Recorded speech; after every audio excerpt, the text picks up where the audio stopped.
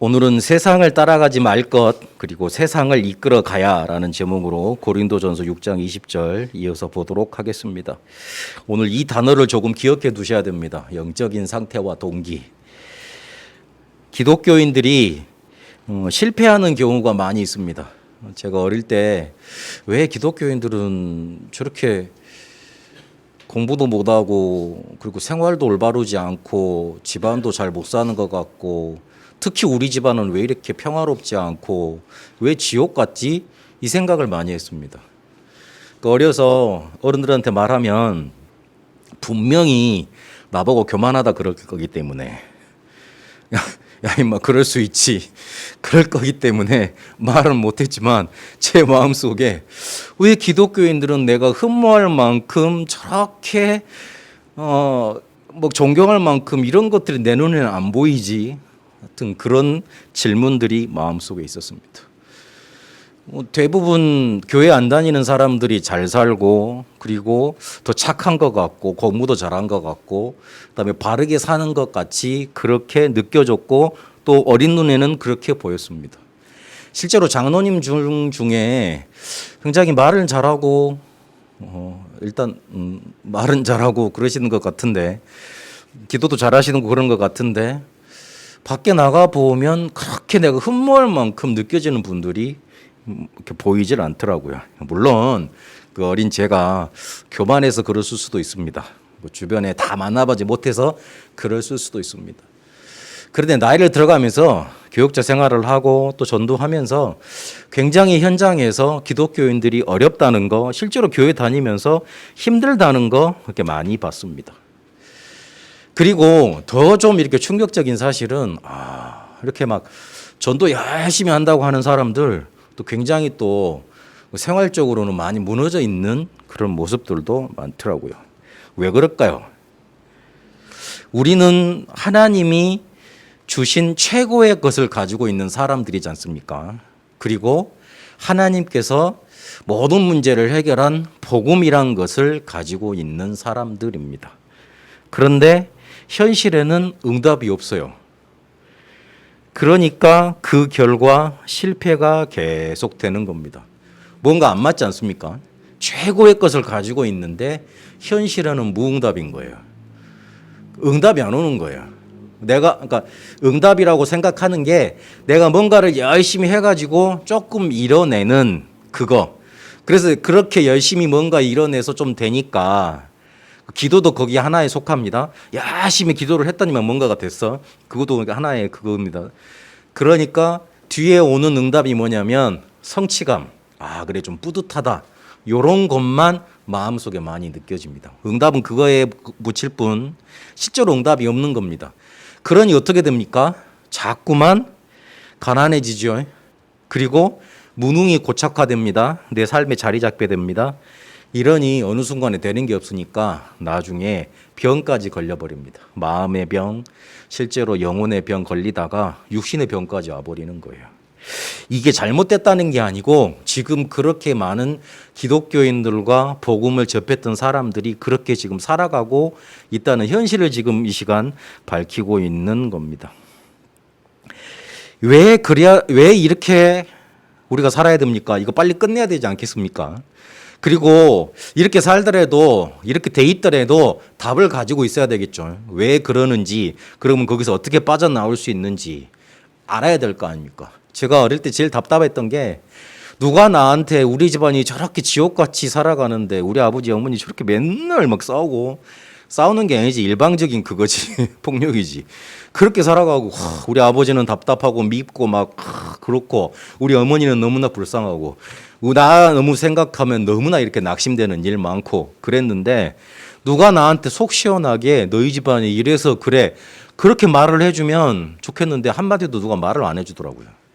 그 해보 본들 내 마음에 이렇게 다가와서 다 부딪히는 답도 아니었어요. 어떤 사람들은 쓱 지나가면서 너희들이 신앙생활을 열심히 안 해서 그래 착하게 못 살아서 그렇게 말을 해주더라고요. 속으로 내가 천불이 나더라고요. 어린 나이에. 나는 교회도 한 번도 빠진 적 없고 누구하고 싸운 적도 없고 누구한테 시비 건 적도 없고 그냥 부모님 말씀도 잘 듣고 선생님 말씀은 더 잘 듣고 그렇게 해야 된다고 살았는데 다 지키면서 살았는데 내가 무슨 잘못을 했다고. 애들한테 욕도 잘 안 하고 나쁜 짓도 안 하고 그랬는데 왜 하나님이 나한테 그런 벌을 주셔야 돼? 자꾸 뭐 그런 마음만 반감심만 이렇게 세져 갔다니까요. 풀려지질 않더라고요. 그런데 그 답은 의외로 쉬운 데 있었습니다. 복음이 정확하지 않았고 내가 복음을 안다고 생각을 했는데 내가 알고 있던 복음이 아니었습니다. 교회에 한번 다 가서 물어보세요. 복음 전하기 위해서 교회를 세웠다 그러지. 그리고 목사님들이 복음만 말한다 그러지. 오직 예수에만 구원이 있다고 말을 하지 다른 건 말하지 않습니다. 그런데 희한하게 복음 정확하지 않고 복음을 또 모르고 있습니다. 예수가 그리스도인 것 자체를 처음부터 모르고 있었어요. 저도 예수 그리스도 그러면 예수님이 성이고 그리스도가 이름인 줄 알았어요. 예수 그리스도 그러면 하나의 이렇게 예수님을 칭하는 그냥 보통 대명사 이런 형식으로 그렇게 지칭하는 대명사 형식으로 그렇게 알았어요. 그래서 그리스도가 뭔 말인지 아니 그때 30년 전에 처음 누가 이렇게 물어보는데 황당하더라고요. 그리스도?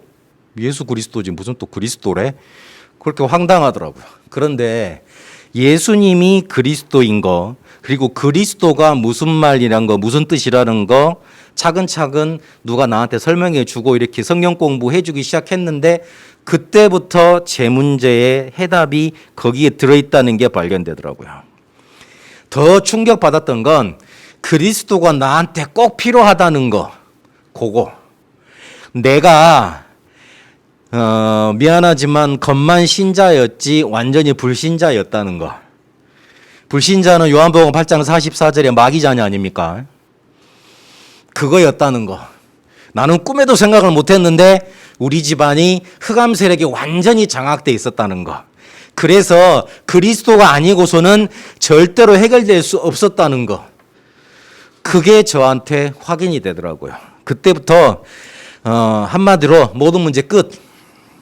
저는 6월절 어린 양에 피 발라서 이스라엘 백성이 빠져나왔다는 거 이해됩니다. 피 발랐는데 다른 거 안 했는데 끝. 잘 생각해 보세요. 이스라엘 백성이 400년 동안 노예 생활을 했잖아요. 그러면 현실적으로 모세한테 뭐라고 하나님이 말씀하셔야 되냐면 야 니들 군대를 조직해. 그래서 돈을 많이 모아가지고 무기를 많이 사들여.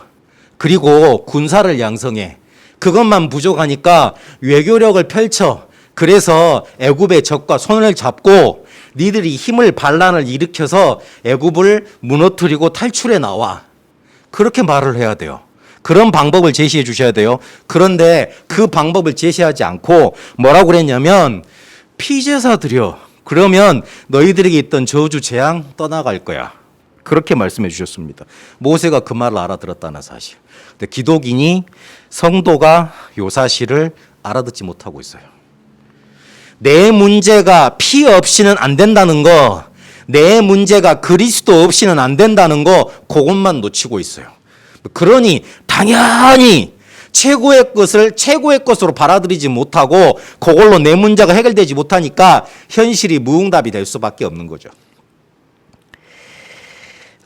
미안하지만 요즘 기독 신자들 강단에서 이렇게 복음 많이 말한다 그러지만 그 복음에 대해서 아직도 모르고 있는 사람들 많습니다.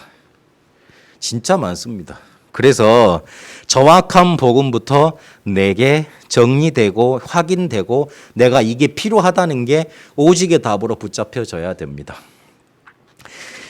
저는 요즘 이렇게까지 생각이 들더라고요. 정확한 복음을 못 깨달았으면 그 사람 구원받은 거 맞냐? 이 정도까지. 늘 요즘 신학계나 교회계, 우리 한국 교회에서 뭐가 강조가 되냐면 행위, 삶 이거를 강조 많이 해요. 그래서 그거 못하면 꼭 구원 못 받았다는 식으로. 그 삶을 가지고 구원을 강조하라는 식으로 싹 이렇게 흘러가더라고요. 미안하지만 아닙니다. 우리의 삶이 기준이 아니고 우리가 믿는 믿음이 기준입니다. 그러니까 하나님은 그렇게 보십니다. 그래서 그걸 먼저 붙잡고 내가 정확한 복음이 맞냐? 요거를 먼저 확인해야 됩니다. 그런데 왜 나는 정확한 복음을 알고 있는데 안 되느냐? 이게 또 저 문제잖아요. 여러분 그런 생각 안 드셨습니까? 저는 정확한 복음을 듣고 이제 다 끝났다고 생각을 했는데 그 뒤에 또 뭐가 안 돼 잘. 정확한 복음 알았으니까 남들하고 차이는 생기더라고요. 아, 그래, 저 사람들 복음 모르는데 가서 복음 알려줘야 되겠다. 이런 마음은 불타는데 실제로 돌아가 보면 내 마음속에 뭔가 이렇게 또 막 다른 불행함이 생기고 또 다른 뭔가가 또 생기더라고요. 그래서 왜 이렇게 잘 안 되지? 하여튼 그런 고민의 생활, 방황의 생활, 그게 또 길었어요. 왜 안 될까? 나는 정확한 복음을 알고 있는데 2000년 만에 회복됐다면서. 근데 나는 그 복음 전도 대회에 지금 와 있는데 왜 전도도 안 되나? 왜 전도 운동을 하고 있다 그러는데 왜 전도 운동도 안 되고 사람도 안 살아나고 사람이 안 변화되고, 그리고 더 비참한 건 왜 내가 이렇게 힘이 없고 막 이렇지? 이 생각이 너무 들더라고요. 그래서 왜 그렇지 그러다가 아, 그래, 다른 게 아니지. 내 동기가 하나님과 안 맞아서 그렇지. 이걸 하나님이 깨닫게 해주시는 단계로 이끌어 가시더라고요. 문제는 그겁니다. 정확한 복음을 알고 있는데 또 왜 내가 복음이 없었던 것, 정확한 복음을 이해하지 못했을 당시처럼 그렇게 응답이 오지 않느냐. 왜 최고의 것을 가지고 있으면서 또 응답을 못 받고 있느냐. 왜 실제로 내 응답을 못 받고 있다는 말이 뭔가 큰 게 생긴다는 게 아니고 문제 오면 왜 또 갈등하고 고민하고 있느냐. 왜 그러느냐. 동기가 하나님의 것과 맞지 않아서 그래요. 조금 어려운 말로 해드릴게요. 주신 자의 의도와 목적, 그것과 내가 소유하기 위해서, 사용하기 위해서 붙잡는 의지가 부조가 돼서 그래요. 어렵죠, 말이. 하나님은 이렇게 주신 건데 나는 이렇게 붙잡아서 그래요. 복음을 이렇게 사용하라고 주신 건데 나는 내 생각대로 그렇게 사용해서 그래요. 그겁니다.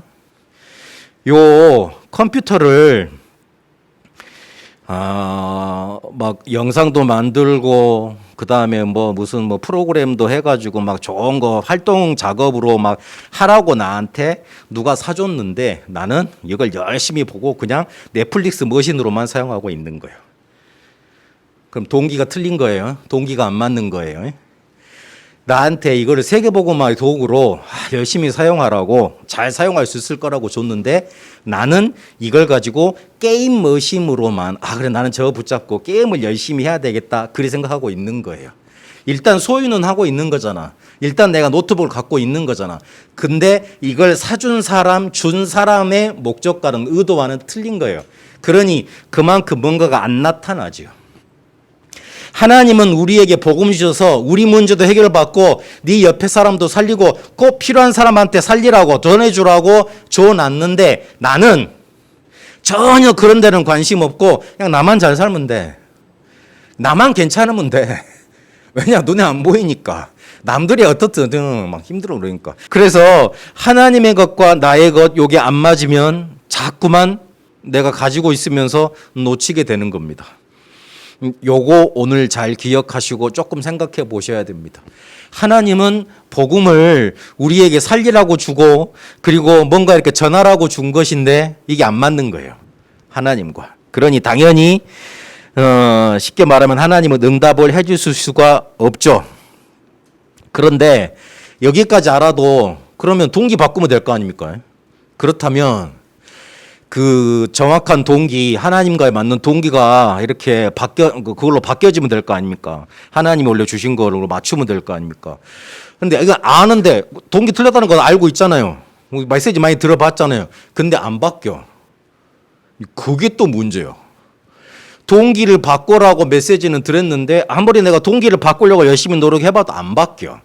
문제는 또 거기에 있습니다. 왜 그러냐면 내 영적인 상태에서, 그게 꽉 차있고 충만해져 있는 상태에서 나오는 것이기 때문에, 동기가 그렇게 나오는 거기 때문에 절대 바뀔 리가 없습니다. 내 속에 뭔가 세팅이 딱 돼 있는 상태 속에서 드러나지는 게 뭐냐면 동기입니다. 이 동기는 내가 뭔가를 해야겠다는 나의 생각 아닙니까? 결심 아닙니까? 나의 의지 아닙니까? 근데 나의 의지가 어디에서 나오냐면 내 안에 가득 차 있고 충만해져 있는 영적인 상태에서 나오는 겁니다. 그래서 동기가 진짜 동기로 나와야지, 진짜 내 안에서 나오는 것이어야지 하나님과 맞아지지, 내가 뭔가 해봐야 되겠다 겉만 바꾸는 동기, 결심으로는 이게 동기가 바뀌어지질 않아요. 그래서 영적인 상태가 먼저 바뀌어져야지만 동기도 바뀌게 돼 있습니다. 그러면 영적인 상태가 쉽게 바뀝니까? 그렇지 않죠. 빨리 바뀌지 않죠. 왜냐하면 이 영적인 상태라는 건 오랫동안 만들어진 그런 영적인 상태 속에서 이렇게 딱 형성이 된 겁니다. 그래서 각인, 뿌리, 체질 요거를 계속 말씀하시는 이유가 있어요. 너무 깊이 뿌리 내려져 있는 거예요. 각인, 뿌리, 체질 보면 같은 말이잖아요. 그런데 그거를 계속 반복해 가면서 말하는 이유가 있어요. 너무 깊게 우리의 삶 속에, 영혼 속에 뿌리 내려져 있으니까. 그래서 예수님이 이걸 보고 기다리라 그랬습니다. 단번에 되는 게 아니에요. 오랜 기간이 있기 때문에 40일 동안 예수님이 붙잡아 놓고 감난원에서 계속 미션을 주신 거예요. 그래서 완전히 뒤집어 엎어 놓은 겁니다. 예수님과 3년 동안 동행을 했는데도 이 영적인 상태가 바뀌질 않았어요. 그래서 부활하신 주님께서 직접 40일 동안 감남원에다가 제자들을 불러 모아놓고 또 집중훈련을 하신 거야. 이걸 바꾸도록. 우리의 영적인 상태가 바뀌어지면 나도 모르는 순간 내가 그렇게 바꾸려고 했던 동기, 깨끗하고 순수해지려고 했던 동기, 하나님 앞에 바로 서려고 했던 동기가 어느 순간에 보면 돼 있습니다. 그리 바꿔야 됩니다. 내가 바꿔봐야지. 조금만 되면 어느 순간 보면 잊어버리잖아요. 그거는 동기 바꾼 게 아니에요. 어느 순간에 보면 자연스럽게 내 옛날 동기, 창세기 3장, 6장, 11장, 나이건 나의 중심으로 딱 가 있다니까요. 그건 동기 바꾼 게 아니잖아요. 진짜 바꾼 게 아니잖아요. 하나님이 우리 마음을 아실 거 아니에요. 우리의 마음을 감찰하실 거 아니에요. 영적인 상태, 요게 바뀌어져야 됩니다. 영적인 상태도 바꾸려고 노력하지 마세요. 그냥 원리를 이해하고 계세요. 내가 지금 하나님과 안 맞아지는 게 어쩔 수가 없는 거구나. 이게 오래된 것이구나. 그래서 예배하고 기도하고 성령 충만 받으라는 이유가, 기다리는 이유가 그런 말이구나. 요 원리를 이해하고 계셔야 돼요. 그래야지만 내가 하나님 아닌 것 그거 다 버려버리고 충만해지고, 그리고 하나님께서 원하는 것으로 세팅이 맞춰지게 돼 있습니다. 이 영적인 상태가 충만해지면 나타나는 게 두 가지가 있습니다. 응답이 연속되든지 실패가 계속되든지. 잘 생각해 보세요. 말씀, 기도, 예배, 이게 우리 속에 충만해진다고 생각을 해보세요. 그러면 응답이 연속 터지는 겁니다. 역사가 지속되는 겁니다. 반대로 불신앙, 불평, 원망, 불만, 화, 불안, 염려, 이런 것들이 내 속에 충만해진다. 어느 순간에 보면 실패가 계속되고 원치 않은 재앙만 내게 계속 몰려오게 돼 있습니다. 우리 랩런트들 혹시 부모님이 너무 강압한다고 뭐 예배 드려라, 막 기도해라, 왜 네 뭐 그거밖에 못하느냐, 랩런트네 막 그렇게 말씀하시는 경우 있잖아요. 잘 생각해봐야 돼요. 왜 그러는지. 이 원리 때문에 그래요. 지금 바꿔놓지 않고 지금 여러분 속에 다른 것이 충만해져 있잖아요. 나중에 실패가 계속되고 그거 걷잡을 수가 없습니다. 우리 부모님 세대는 그런 거 한 번 당해봤거든. 또 몇 번 더 당해봤거든. 그러니까 여러분 볼 때 그런 저주는 물려주고 싶지 않은 거예요. 그래서 응답이 연속되고 역사가 지속돼서 세계상 살리는 사람으로 살도록 그렇게 뒤에서 푸시할 수도 있어요. 근데 조금 생각을 해야 돼. 부모님의 말에 대해서 조금 생각할 수 없을 정도면 세상 나가서 그냥 다 포장하고 그 세상 사람들이 나한테 좋은 말 안 해주면 화내는 정도, 그 다음에 말 안 듣는 정도로 살 거 아니야. 이해하고 있어요, 지금? 이해되고 있죠? 이해 안 돼? 부모님 말에 열부터 많이 나지. 그러나 뒤에는 무슨 생각을 해야 되냐면 왜 저러지? 그걸 한번 질문은 던져봐야 되잖아, 랩런트들. 그렇죠? 만약 그런 태도가 가정에서 길러져 있지 않으면 세상 나가서 좋은 사람 말만 듣고 있다가 좋은 사람들 말 조금만 따라가 보면 사기꾼들이 많거든요. 당하는 경우가 많아요. 잘 생각해야 된다고. 그래서 서론에 너무 큰 지금 메시지가 던져지고 있습니다만은 정리를 좀 하셔야 됩니다. 우리가 최고의 복음을 붙잡았는데 왜 응답이 안 되느냐? 첫 번째는 정확한 복음이 아니어서 그렇다. 그리스도를 제대로 몰라서 그렇다. 근데 나는 왜 그리스도를 아는데도 안 되느냐? 하나님과 동기가 안 맞아서 그렇다. 하나님이 이렇게 하라 그랬는데 나는 내 마음대로 이렇게 붙잡아서 그렇다. 그러니까 평행선만 자꾸 긋고 있는 거예요. 안 맞아지는 걸 하나님과. 하나님이 역사하고 싶어도 역사하실 수가 없는 거예요. 근데 그게 왜 그러느냐? 이 왜 동기가 안 바뀌느냐? 다른 것으로 충만해져 있는 영적인 상태, 거기에서 내 동기가 나왔기 때문에 그렇다. 그래서 이 동기를 바꾸려면 하나님이 원하시는 영적인 상태로 만들어 가야 됩니다. 거기에 오늘 메시지 중에 중요 포인트가 있습니다. 요거를 생각을 하시고 오늘 고린도 전서 6장 20절 고린도 사람들의 영적인 상태를 한번 보세요. 고린도 사람들이라고 하면 그 당시에 성적으로 타락한 사람들이라는 뜻이래요. 별명이래요. 고린도 사람들 그러면 쟤는 성적으로 타락한 놈이야. 이렇게 비꼬는 말이었대요. 이렇게 막 놀리는 말이었대요. 고린도에 있는 산 위에 있는 신전이 있었다 그럽니다. 근데 그 신전에 여사제들이 몇천 명이 있었대요. 근데 그 여사제들이 밤만 되면 시내로 쫙 내려와 가지고 매춘을 했답니다. 매춘 여러분 뭔지 아시죠? 성매매를 한 거예요. 지금 말하면. 그러면 그 당시에 몇만 안 되는데 2,000명이 내려와서 그리고 그 여사제들 뭐 이쁜 여자들만 골라왔을 거 아니에요. 뭐 신전에서 뭐 사제한다고.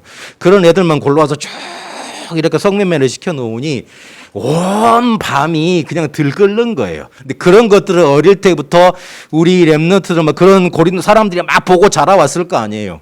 마음속에 당연히 그래 종교 생활은 신앙 생활은 저런 것이구나. 저렇게 막 그런 것이구나. 마음속에 가득했을 거 아닙니까? 그래서 어디에도 나와 있지 않는 밑에 보겠습니다만 근친, 상간, 불륜 이런 것들이 고린도 교회에 많이 나타났습니다. 어찌 보면 당연한 결과 아닙니까? 그게 뭔가 이렇게 내게 영적인 상태가 바뀌고 동기가 바뀐 상태에서 복음이 딱 붙들어져야 되는데 바울이 이렇게 복음 막 강조했을 때는 그게 눌러져 있었겠죠. 그런데 바울이 떠나고 나니까 그렇게 뭔가 강조가 안 되고 그랬을 거 아니에요. 그러니 당연히 바뀌어지지 않는 영적인 상태, 동기에서 그런 잘못된 예전에 해왔던 거 따라가는 거 당연히 나타나는 거 아닙니까? 당연한 결과 아니에요. 뭐라 할 게 아니에요. 저 사람이 큰 잘못을 했다고 실수를 했다고 좀 잘못을 했다고 뭐라 할 게 아니라니까. 만들어진 거에서 만들어져 있던 거에서 튀어나왔을 뿐이에요. 그러면 요 만들어져 있던 걸로 바꿔줘야지. 요걸 바꿀 수 있는 근본적인 복음을 말해줘야지. 요거 잘못했다고 막 그것만 손가락질을 하냐. 손가락질을 할 게 아니라는 거예요. 그리고 그 당시 그리스 사회였잖아요. 고린도도 거기에 포함되어 있었던 아닙니까? 또 그리스도인들의 생각에 철학에 몸은 악하다. 몸은 악한 거야. 몸은 마음대로 써도 되는 거야. 어떻게 사용해도 괜찮아. 그런 생각으로 가득 차 있었어요. 철학 자체가, 사상 자체가 그랬어. 그러니 몸으로 무슨 짓을 해도 괜찮다고 사람들이 생각하는 풍토 속에서 자라왔지. 그러니까 아무 짓 해도 괜찮은 거예요. 술 마고 많이 고도 괜찮고, 그다음에 막 타락해도 괜찮고, 뭐 창녀하고도 자도 괜찮고, 막 불륜해도 괜찮고, 막 뭐 그런 것들이 사회 정말에 가득 차 있으니까 나만 안 하면 이상한 애인 거야. 유럽 가면은 게이 안 하고 동성애 안 하면 그 이상한 애라 그러잖아요. 미국 가서 마약 안 하잖아요. 왕따다 하잖아요. 우리나라에서는 하면은 잡혀가잖아요. 아직도 우리나라는 보수적인 사람들이 많아가지고 게이 막 그러고 동성애하고 그러면 뭐 커밍아웃하고 그러면 별로 사회에서 보는 시간이 따갑지 않습니까? 그런데 다른 나라에서는 그렇지 않아요. 왜냐하면 그 사람들한테는 그게 그냥 올바른 삶의 문화니까 인정해 주는 거니까. 그 당시에도 그런 거예요. 오늘 고린도전서 6장 20절에 너희 몸으로 하나님께 영광을 돌리라 그 말을 반대로 뒤집어서 하는 말이에요. 그걸 이해하시고 오늘 들어야 됩니다. 고린도 사람들의 영적인 상태가 이런 문제들이 터질 수밖에 없는, 세상에서 잡다한 문제가 터질 수밖에 없는 그 상태로 지금 충만히 있었던 거예요. 바울이 있었을 때는 이걸 복음으로 조금 눌러놨는데 바울이 없고 나니까 이게 뭔가 안전장치가 없었다 그러나 펑펑 터지는 거예요. 어쩔 수 없는 거라. 뭐라 할 게 아니고 이 사람들이 세상을 따라가지 마라 그랬는데 세상을 따라갈 수밖에 없는 그런 상태 속에 살고 있었던 겁니다. 그러니까 힘이 없었던 거예요. 영적인 상태, 영적인 동기 요게 바뀌지 않으니 당연히 힘이 생길 리 없고 그러니 문제가 생기는 건 당연했던 겁니다. 바울이 그럽니다. 야, 너희 중에 근친상간이 있던데 그게 무슨 말이야? 그거는 이방인으로도 안 하는 거잖아. 근친상간이라는 게 그 계모하고 이렇게 의붓아들하고 결혼했던 거 그 일을 말하는 거랍니다. 근데 그게 바울이 그러지 않습니까? 내가 누군지 이미 눈치챘어. 니들이 말은 안 하지만 내가 누군지 눈치챘어. 그런 거 아닙니까? 그런 거 아니에요. 바울이 있을 때 복음을 전해봤는데 쟤는 긴가민가하네. 저 복음을 들으려고 온 거야. 와서 이렇게 뭔가 유익을 얻으려고 한 거야. 저 긴가민가 하는 사람 있잖아요. 교회 와도 이제 보면 저 사람이 정말 복음 때문에 왔는지 아니면 포장하고 온 사람이 좀 긴가민가 하는 사람 있잖아요. 그런데 우리가 잠시 떠나서 소문을 듣는데 그 사람이 사고를 터뜨렸어. 그랬구나. 이해되십니까? 그랬던 거예요. 그 사람. 그리고 소송이 많았습니다. 저번 주에 우리 고린도 교회가 고린도 사람들이 조금 이렇게 질투심 뭔가 과시욕이 많다 그랬죠. 그러니까 좀 기센 사람들이었잖아요. 원래 항구도시 사람들이 그렇잖아요. 기센 사람들이 많잖아. 그러니까 그거 가지고 서로 붙은 거예요. 근데 그거를 교회에서 해결하면 되는데 마태복음 18장 15절에 17절까지 보면 성도가 잘못을 하면 뭐라고 그랬냐면 먼저 그 사람하고만 가서 이야기를 해라. 네 요런 일 진짜 잘못했냐? 확인을 해봐라. 그런데 얘가 말을 안 들어. 그러면 두세 사람을 데리고 가서 이 사람이 한 말에 대해서 증인을 하게 가. 두세 사람하고 같이 가서 또 물어보라는 거예요. 근데 또 말을 안 들어. 그러면 세 번째로 교회 앞에 그 사람을 불러서 진짜 이 일을 했냐 확인하게 해라. 세 번의 기회를 주는 거예요. 근데 그래도 교회 말까지 안 듣는다? 그러면 이방인과 세리처럼 취급을 하라. 그런 말이 나옵니다. 그 뒤에는 유명한 두세 사람이 내 이름으로 모인 곳에 내가 함께 하겠다. 그렇게 말을 하잖아요. 그렇게 기도하라 그러잖아요. 근데 우리는 18절, 20절까지만 생각하지 그 위에는 생각을 안 하잖아요. 근데 그렇게 말을 한 겁니다. 이방인과 세리처럼 여겨란 말이 무슨 말입니까? 그 사람 원래 불신자란 말 아니에요. 그러니까 교회 말을 안 들었다고 그래서 회개를 안 한다고 그래서 이 사람을 교회에서 내치고 치리를 하라는 말로 이해할 수 있지만 무슨 말이냐면 교회에서 말을 했는데 이 사람이 회개가 안 되고 깨닫게 하시는 게 마음속에 일어나고 회개가 작용이 안 일어나면 원래 성령 없는 자일 수도 있잖아요. 요한복음 14장 26절 27절에 보니까 보혜사 성령께서 우리 안에 거하시면 우리를 깨닫게 하신다고 그랬습니다. 우리 감동 주시고 은혜 주신다고 그랬습니다. 그런데 그 교회를 통해서 성령께서 역사하시고 사람을 통해서 역사할 수 있잖아요. 사람의 말을 하지만 그걸 들었을 때 마음속에서 회개가 나고 깨달아짐이 있을 거 아닙니까? 그런데 전혀 그런데 반응이 없는 사람은 미안하지만 구원 못 받았다고 생각을 해도 괜찮을 거잖아요. 그래서 내쳐도 괜찮은 거잖아요. 구원 못 받았으니까 내쳐야 되는 거잖아요. 바울이 이런 사람들 쫓아내라고 지금 말을 합니다. 왜냐하면 혹시 그 사람 구원 못 받은 사람일 수도 모르니까 그런 의미인 겁니다. 그리고 불륜에 대해서도 말을 합니다. 여기서는 창기하고 몸을 합하는 자 그랬는데 그 고린도전서 6장 16절에 보면 창녀와 몸을 합하는 자는 그와 한 몸인 줄 모르느냐 그렇게 말을 합니다. 요거와 반대되는 성경 구절이 어디에 있습니까? 창세기 2장 24절. 아내와 합하는 자는 둘이 한 몸을 이룬다 그랬죠. 그래서 한 가정을 이룬다 그랬습니다. 몸과 몸이 만난다는 거 단순히 그런 성적인 행위만 말하는 게 아니고 굉장히 큰 의미가 담겨져 있습니다. 한 가정을 이루고 그리고 그 사람 영혼과 뭔가 이렇게 교류가 일어나는 겁니다. 근데 그걸 잘 몰라. 그냥 단순히 몸으로만 생각하는 거예요. 고린도 사람들이 그렇게 생각을 했어요. 그러니까 아무렇게나 사용을 했죠. 그래서 오늘 고린도서 6장 20절에 보니까 너희의 몸이 고린도서 3장 16절은 뭐라 그랬어요? 하나님의 성령이 거하시는 성전이라고까지 말을 하잖아요. 그래서 너희의 몸 가지고 하나님께 영광을 돌리라. 그렇게까지 강조하고 있습니다. 우리가 영적인 상태가 바뀌지 않고 동기가 바뀌지 않으면 힘 안 생기기 때문에 하나님이 주신 힘만 없기 때문에 세상 사람들이 따라가는 거 그대로 따라가면서 요렇게 쉽게 말하면 아유 지금 우리 후대가 봐도 이렇게 고린도 사람들 이렇게 손가락질 만한 일들이 많이 벌려놨잖아요.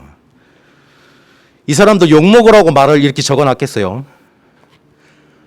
그리고 혹시나 이렇게 문제 있는 사람들도 아유 저 사람들도 저랬는데 나도 그러는데 그렇게 낙심하라고 지금 적어놨겠어요. 그게 아니잖아요. 뭔가 니들이 그럴 수밖에 없어. 그래서 또 복음 붙잡아 그걸 강조하기 위해서 오늘 말씀을 주고 계시는 겁니다. 그래서 세상은 우리가 따라가야 될 게 아니고 살려야 되는 겁니다. 지금 순서가 틀립니다. 3번부터 말하고 있습니다. 3번에서 1번으로 갑니다. 세상은 우리의 것이 아니라 살려야 되는 겁니다. 그 속에서 지금 지속되고 있고 근본적인 문제를 만들고 있는 게 지금도 계속되고 있기 때문에 왜 그러면 이런 영적인 상태가 만들어졌느냐. 옛날부터 우리가 알지 못했던 그때부터 지속되어 오고 있는 문제가 우리의 근본을, 우리의 영적인 상태의 근본을 사로잡고 있기 때문에 그렇습니다. 창세기 3장 1절에서 5절까지 나만 생각하는 거, 그리고 창세기 6장 4절에서 5절까지 나의 것만 붙잡는 거, 창세기 11장 1절에서 8절까지 나의 성공만 따라가는 거, 그것만 붙잡고 있기 때문에 그 문제가 우리가 생각하지도 못했던 그때부터 시작이 돼서 지금까지 우리에게 지속되고 있는 문제입니다. 하나님만 없잖아요.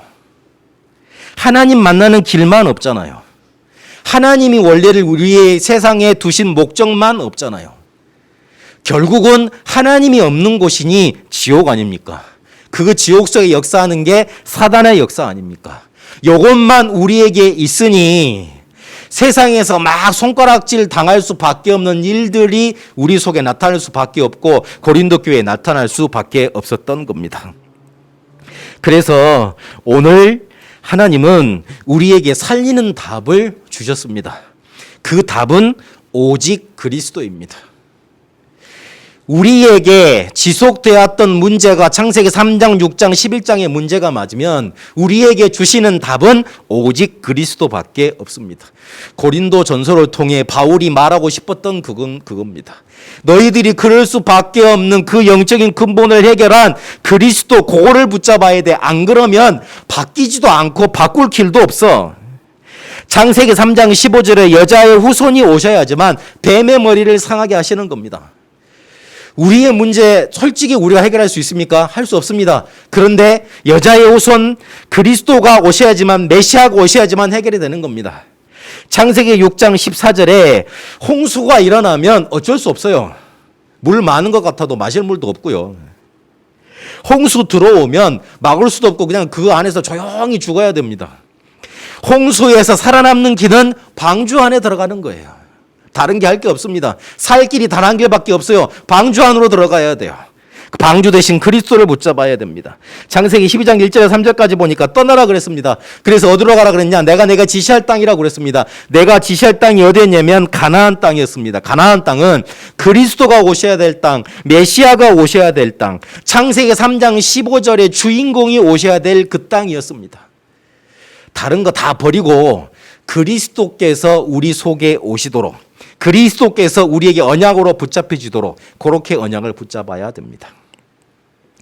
우리의 영적인 상태는 당연한 문제들을, 그리고 당연한 이상한 결과들을 만들어낼 수밖에 없습니다. 그래서 요거 바꾸는 거 근본을 살펴야 되고, 그 근본을 살리는 답 그리스도를 오늘 이 시간에 붙들어야 됩니다.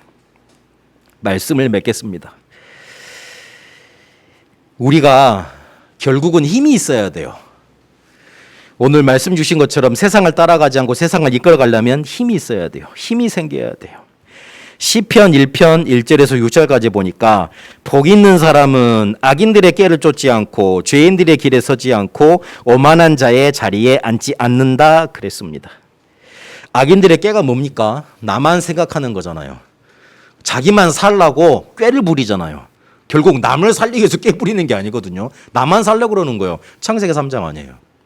죄인들의 길 그랬습니다. 어떻게든 다 내 것 차지하려고 폭력 행위도 되고 범죄도 되는 거예요. 그게 죄인들의 길이요.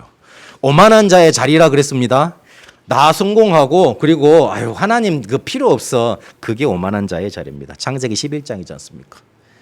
우리가 힘이 없으면 미안하지만 그 복이 없으면 악인들의 꾀, 죄인들의 길, 오만한 자리에 앉아야 됩니다. 그런데 우리가 복이 있고 힘이 있으면 여기서 빠져나와서 의인의 길로, 하나님이 이끄시는 길로 가게 되는 겁니다.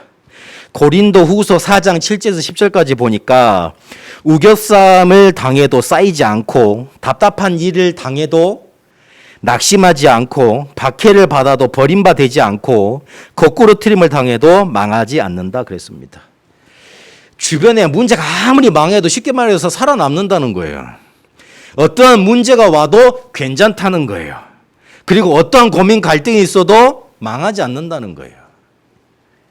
왜냐하면 힘이 있으니까, 능력이 있으니까. 그 능력이 뭡니까? 그 능력의 실체가 뭡니까? 4장 7절에 밝혔습니다. 우리가 질그릇 안에 보배를 가졌다. 그렇게 말을 하고 있습니다. 이 말은 잘 기억하셔야 됩니다. 힘을 내라는 말이 아니에요. 힘 없는데 어떻게 힘을 냅니까? 힘이 있어야 되는 거예요. 위에서 하나님이 힘을 주셔야 되는 거예요. 힘이 내 안에서 샘솟아야 되는 겁니다. 그게 복 있는 사람. 그게 질그릇이지만 보배를 가진 사람. 그 사람이 바로 누굽니까? 바로 나라는 겁니다. 정확한 복음을 언약으로 붙잡고 있는 바로 우리 성도 렘넌트라는 겁니다. 그래서 오늘 이 단어를 또 잘 기억하고 가셔야 돼요. 성도 렘넌트의 밤 시간, 요거를 그리스도께서 주신 것으로 인생 재창조하는 집중 기도의 시간으로 누려라. 다시 한번 말씀드립니다. 밤 시간을 그리스도께서 주신 것으로 인생 재창조하는 집중 기도의 시간으로 들어가라. 그렇게 붙잡아야 됩니다. 시편 17편 3절에 보니까 여호와께서 밤에 내게 오셔서 나를 감찰하셨다. 그렇게 말을 합니다. 감찰 무서운 말이잖아요. 나를 살피러 오신 거예요. 그런데 나에게서 흠을 찾지 못했다 그랬습니다. 그래서 내가 이래 하나님 앞에 뭔가 잘못된 것을 하지 않도록 범죄하지 않기로 결심을 했다. 그렇게 다윗은 고백하고 있습니다. 밤은 우리의 영적인 상태를 드러내 줍니다. 어제 우리 렘넌트들한테 유 목사님 메시지 주셨는데 밤 시간은 우리의 영적인 상태를 말해준다 그랬습니다. 어떤 사람은 집에 와서 늘 술을 먹고 자야지만 자는 사람이 있어요. 잠이 오는 사람이 있어요. 그런 사람 꽤 많더라고요. 남자가 아니고 특히 여자분들이 많대요. 소주를 한 병을 먹어야 되는데 그래야지 주무신대. 나는 알코올 중독이 남자가 많은 줄 알았는데 아니더라고요. 여자들이 많아요. 담배도요. 그 회사들이 전략을 바꿨어요. 여성세들, 청소년세들을 유혹하고 있더라고요. 그래야지 돈이 되니까. 한 번 얽어매면 평생 가거든요. 요즘 담배값이 얼마죠? 난 잘 모르는데. 다 잘 모르시죠? 잘 모르는 걸로. 하여튼 비싼 걸로 알고 있어요. 근데 그걸 하루에 한 갑만 피느냐? 그렇지 않더라고요. 옛날 우리 친구들 보니까 2갑, 3갑은 기본이더라고요. 그러면 하루에 2, 3만 원은 나간다는 소린데 그러면 그게 한 달이면 이거 몇십만 원이잖아요. 걷다가 술 안 먹습니까? 걷다가 안주 안 먹습니까? 그렇지. 하여튼 그렇습니다. 그래서 밤에 오면 어떤 분은 그냥 TV만 계속 틀어놓고 어떤 예전 알던 목사님은 사역을 막 하루 종일 하다가 집에 가면 맨날 TV만 봤대. 왜냐하면 원래 내향적인 사람인데 목사는 내향적이면 안 되잖아요. 가서 말을 하고 심판을 하고 가서 다독여주고 그래야 되잖아요. 힘이 없는데 힘을 내야 되니까 너무 힘들어서 너무 기진맥진하니까 그냥 밤에 보면 되면 TV만 계속 보고 있는 거예요. 뭔가 이렇게 쉽게 말하면 힘들었다는 거잖아요. 그러니까 밤에 내 근본 영적인 상태가 튀어나오는 겁니다. 그러니까 게임을 하는 게 잘못이 아니고 TV만 보는 게 잘못이 아니고 술 먹는 게 잘못이 아니고 내 영적인 상태가 그렇게 반영이 되고 있는 겁니다. 저도 요즘에 밤에 기도가 잘 안 되더라고. 그래서 너무 고민이 되는 거예요. 내가 왜 이러지? 나 지금 왜 이러지? 일하고 되나? 이 생각이 너무 드는 거예요. 순간에 어느 순간 보니까 죄책감까지 들더라니까요. 뭐 이러도 되겠나 싶어가지고. 그랬는데 어제 메시지 듣고 그렇지. 메시지 준비하다가 영적인 상태를 바꾸긴 해야 되는데 그렇지. 밤 시간이 키다. 그러고 보니까 성경은 밤에서부터 시작을 해서 아침 낮으로 갑니다. 우리는 거의 대부분 아침에 일어나서 힘내서 낮 밤으로 끝내지 않습니까? 근데 성경의 시간표는 달라요. 6월 그 안식일이 보면 그 유대인들은 안식일을 언제부터 지키냐면 밤부터 지킵니다. 그래서 낮 아침으로 갑니다. 아니, 아침 낮으로 갑니다. 우리 유대인 그 시간표는 다릅니다. 그게 성경에 있는 시간표입니다. 그 하루 개념이에요. 우리는 밤에 인생 세팅을 해가지고 재창조를 해가지고 그 힘 가지고 평안히 휴식을 누리다가 아침에 일어나서 힘을 다시 재정비하고 낮을 살아가는 사람입니다. 불신자보다 몇 시간 더 빨리 한 단계를 더 빨리 뛰어나가는 사람들이에요. 그래서 우리 렘넌트들 그리고 우리 성도님들 이제는 밤은 나의 시간표다. 딱 그렇게 언약 붙잡으셔야 돼요. 하나님이 모든 축복을 준비하셨는데 이제는 내가 붙잡고 누릴 시간표다. 그렇게 언약을 붙잡으셔야 돼요. 렘넌트의 밤시간, 우리 성도님들의 밤시간 그리스도께서 주신 것으로 재창조되는 그런 응답 있게 되시길 바랍니다. 하나님은 우리가 세상을 살리는 사람으로 가길 원하십니다. 내 몸과 내 삶과 내 모든 것을 통해서 그렇게 살리길 원하십니다.